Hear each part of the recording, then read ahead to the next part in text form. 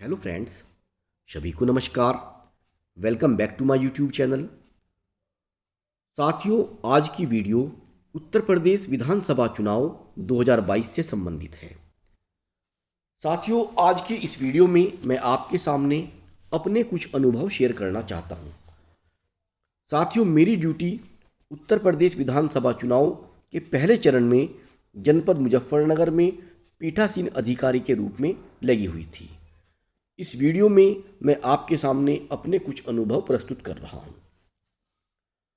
साथियों, जब 9 तारीख को हमने सामग्री के साथ ईवीएम ली तो हमें ट्रेनिंग में बताया गया था कि आपको ईवीएम से केवल जो कंट्रोल यूनिट होती है उसी को चेक करना है, बैलेट यूनिट और वीवीपैट को नहीं खोलना है।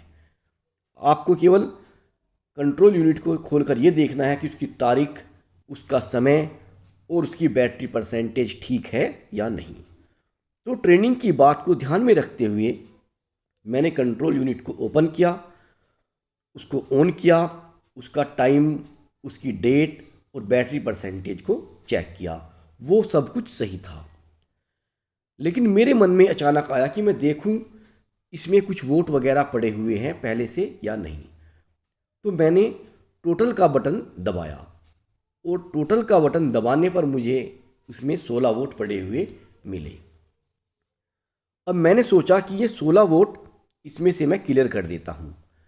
जैसा कि सीआरसी में बताया गया था कि पहले क्लोज करना होता है, फिर रिजल्ट और फिर क्लियर। तो ठीक मैंने उसको पहले क्लोज का बटन दबा दिया। क्लोजिंग की प्रक्रिया के बाद मैंने रिजल्ट का बटन दबा दिया। रिजल्ट का बटन दबाने के बाद उसने सब कुछ दिखाया किसको कितना वोट पड़े हुए हैं। अब रिजल्ट के बाद उन वोट को क्लियर करने के लिए क्लियर वाला बटन दबाते हैं, जो सीआरसी का थर्ड स्टेप है। जब मैंने इसको दबाया क्लियर वाले बटन को, तो साथियों वो वोट क्लियर नहीं हुए। ये प्रोसेस मैंने 2-3 बार किया। जब 2-3 बार इस प्रोसेस को करने के बाद वो वोट क्लियर नहीं हुए, बार बार 16 वोट उसमें दिखाई दे रहे थे, तो मैंने उस मशीन को लेकर मैं काउंटर पर जाने लगा जहाँ से हमें वो प्राप्त हुई थी। तो वहाँ पर जब मैं उसको लेकर जा रहा था तो मुझे 2 अधिकारी मिले जो लगभग तहसीलदार या एसडीएम रैंक के थे। उन्होंने मुझसे कहा कि आप इस ईवीएम को खुले में लेकर ऐसे क्यों घूम रहे हैं। मैंने उन्हें बताया कि सर, इस ईवीएम में 16 वोट पड़े हुए हैं और वो क्लियर नहीं हो पा रहे हैं। तब उन्होंने मुझे कहा कि जब तक आप इस कंट्रोल यूनिट को बैलेट यूनिट से नहीं जोड़ोगे तब तक ये वोट क्लियर नहीं होंगे। साथियों, क्योंकि ट्रेनिंग में बताया गया था कि आपको कंट्रोल यूनिट ही खोलना है। अब इतनी जानकारी मुझे नहीं थी कि इसमें बैलेट यूनिट को जोड़कर ही क्लियर होंगे। तो मैंने उनके कहे अनुसार कंट्रोल यूनिट को बैलेट यूनिट से जोड़ा, तब जाकर वो सीआरसी प्रक्रिया कंप्लीट हुई और वो वोट उसमें से क्लियर हुए। तो साथियों, इस बात को मैं इसलिए बता रहा हूँ कहीं इस तरह की परिस्थिति आपके सामने भी न आ जाए। तो आप ध्यान रखें, कंट्रोल यूनिट में से सभी वोट तभी क्लियर होते हैं जब वो बैलेट यूनिट से जुड़ी हुई हो। बैलेट यूनिट से जुड़ने पर ही सीआरसी की प्रक्रिया कंप्लीट होती है। अब मैं आपको एक परिस्थिति और बताता हूं जो मेरे सामने आ गई थी और बड़ी मुश्किल से उससे बाहर निकला गया था।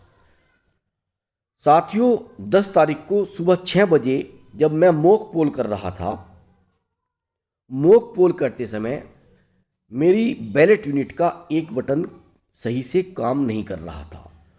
उसको 2-3 बार दबाने पर ही वो उसकी रेड लाइट जलती थी और तभी वो वोट डलती थी।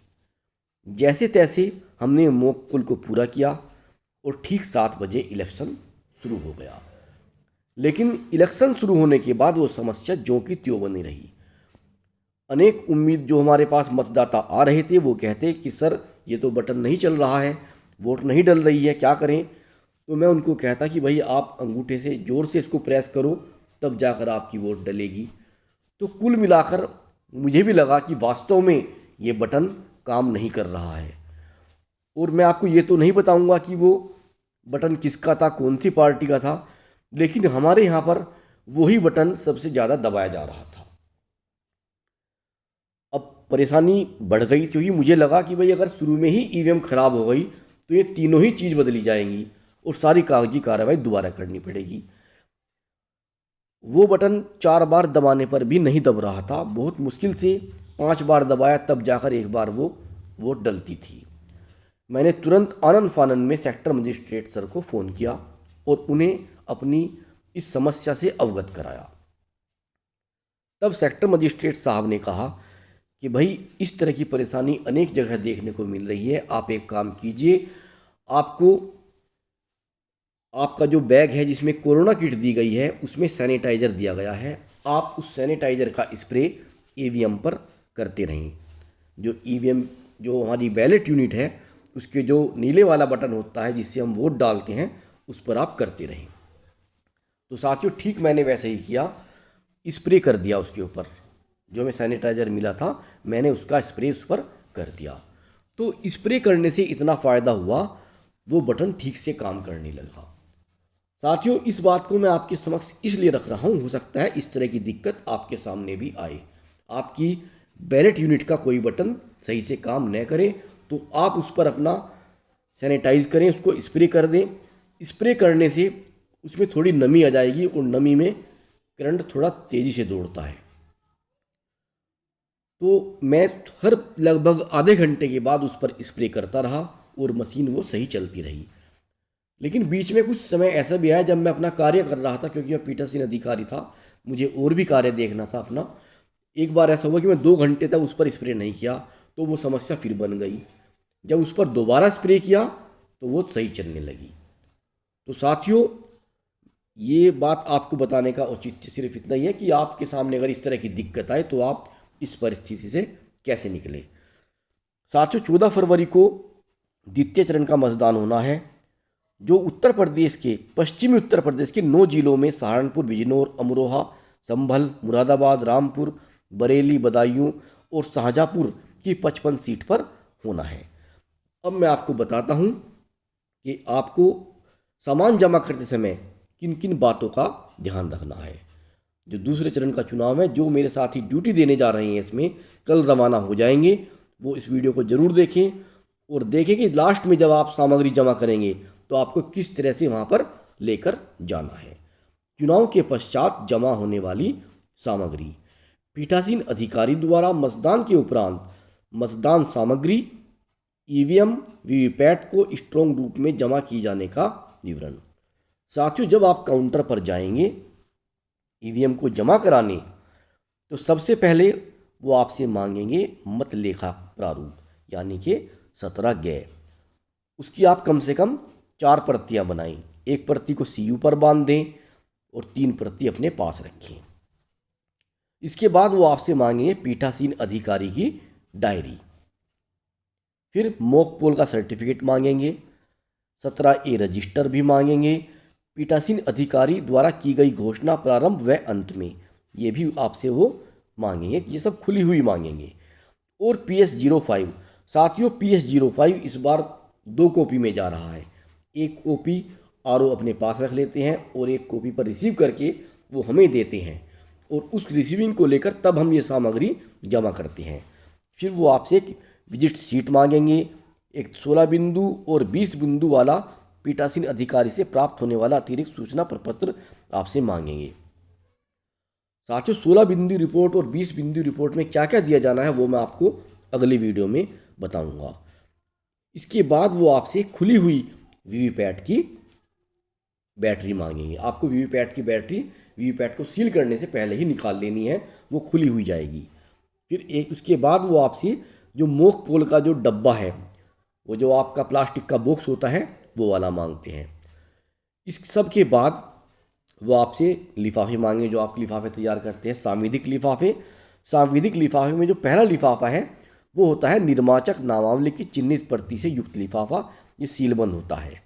वोटर स्लिप का लिफाफा, ये भी सील्ड होगा। अप्रयुक्त निविदत टेंडर मतपत्र से युक्त लिफाफा, और नंबर 4 पर है प्रयुक्त निविदत टेंडर मतपत्र से युक्त लिफाफा। नंबर 5 पर अभ्यक्षेपित चैलेंज की रसीद एवं सूची से युक्त लिफाफा, ये सब सील होकर जाते हैं। इसके बाद आता है असंविधिक लिफाफे, जिसमें नंबर 1 पर है निर्वाचक नामावली चिन्हित प्रति से भिन्न की प्रतियों से युक्त लिफाफा।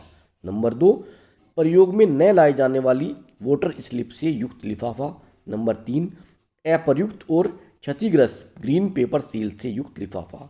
नंबर 4 अप्रयुक्त क्षतिग्रस्त स्पेशल टैग से युक्त लिफाफा। नंबर 5 पर है अप्रयुक्त पिंक पेपर सील से युक्त लिफाफा। नंबर 6 पर मतदाता अभिकर्ताओं का नियुक्ति पत्र से युक्त लिफाफा। नंबर 7 अंधे और अशक्त निर्वाचकों की सूची और उनके साथियों की घोषणाओं से युक्त लिफाफा। नंबर 8 आयु की घोषणा एवं निर्वाचकों की सूची से युक्त लिफाफा। नंबर 9 मतदाता घोषणा पत्र 49MA से युक्त लिफाफा। और नंबर 10 पर है ASD से संबंधित निर्वाचक की घोषणा श्रेणी क और श्रेणी ख के मतदाताओं को लेखा से युक्त लिफाफा। ये सब लिफाफे लिए जाते हैं।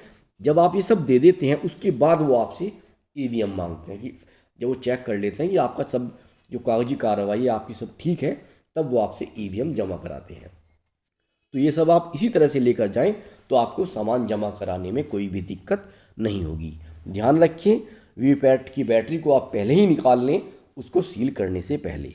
साथियों, अगर आपको वीडियो अच्छी लगी हो तो इसे आप लाइक अवश्य करें और साथ ही साथ आपसे निवेदन है कि मेरे चैनल को सब्सक्राइब भी करें। धन्यवाद।